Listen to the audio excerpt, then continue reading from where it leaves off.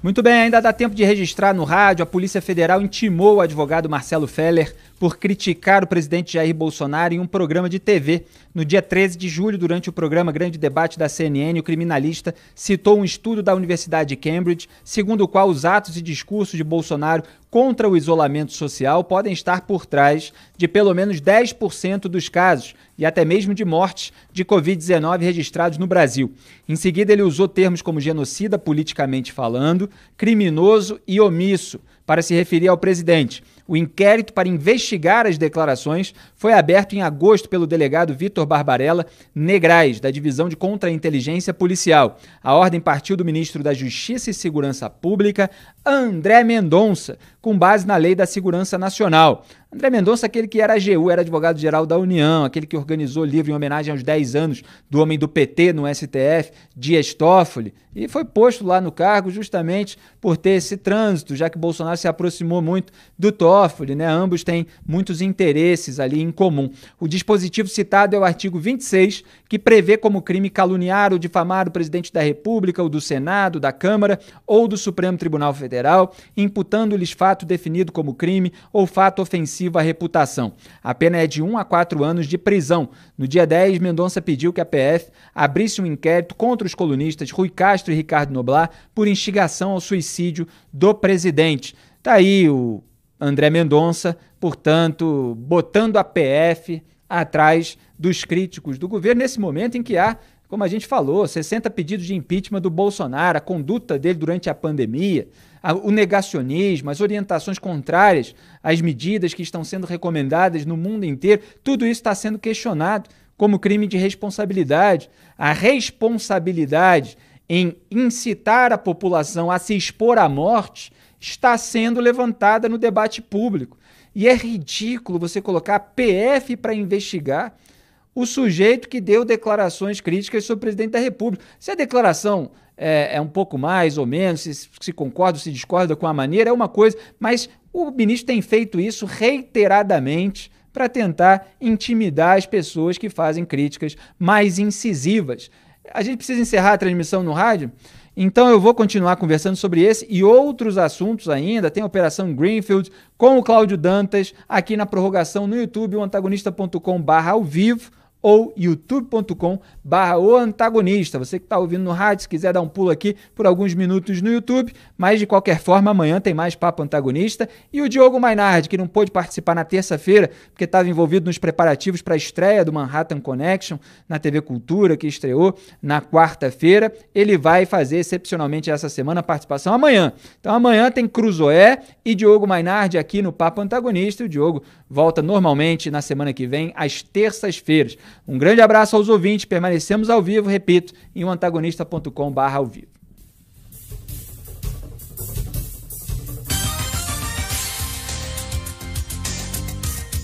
Muito bem, Cláudio Dantas, diretor do Antagonista em Brasília, o que você tem achado desse comportamento do André Mendonça de mandar a PF atrás de quem faz ali uma crítica ou o que pode ser considerado, cada um avalia, né? Como é que você vê isso, Cláudio? Muito simples. Crime contra a honra está previsto na lei. Então, se o ministro, se o presidente, na sua, vamos dizer assim, no seu entendimento pessoal, se sente ofendido, acha que quem expressou uma opinião, quem fez algum tipo de ataque ou algo do gênero atacou a sua honra, né, feriu a sua honra, ele pode buscar justiça para isso.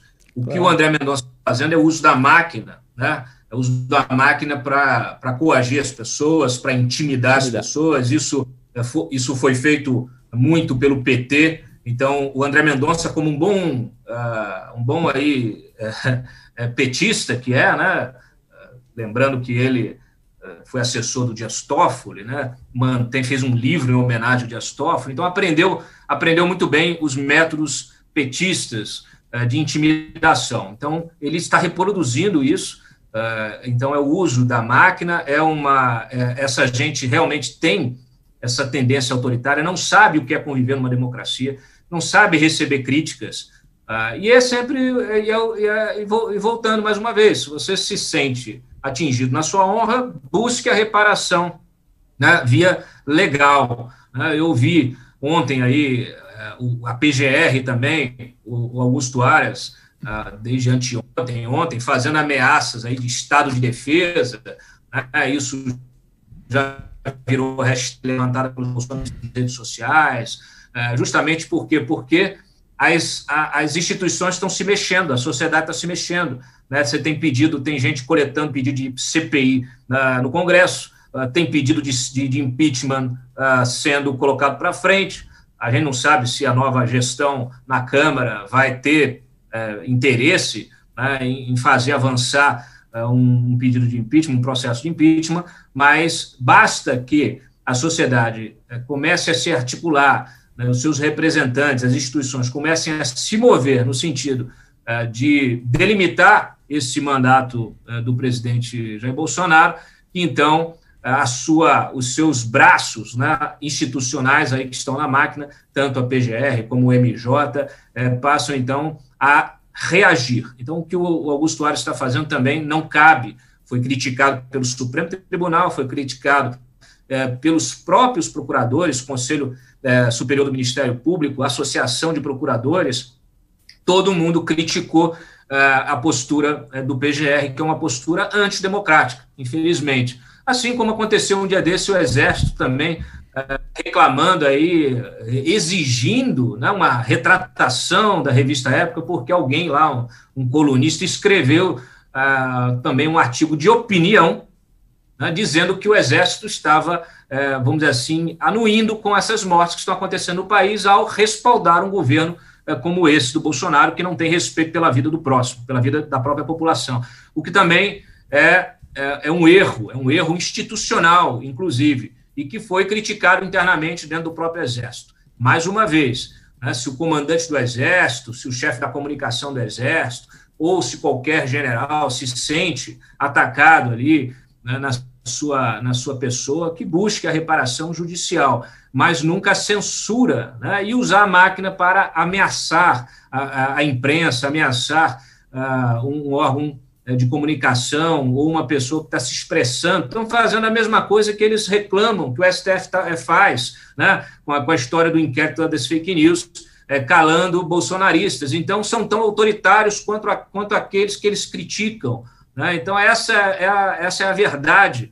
É uma disfarçatez, uma hipocrisia e noja. Né? E, infelizmente, são essas pessoas que estão hoje no comando das instituições no Brasil.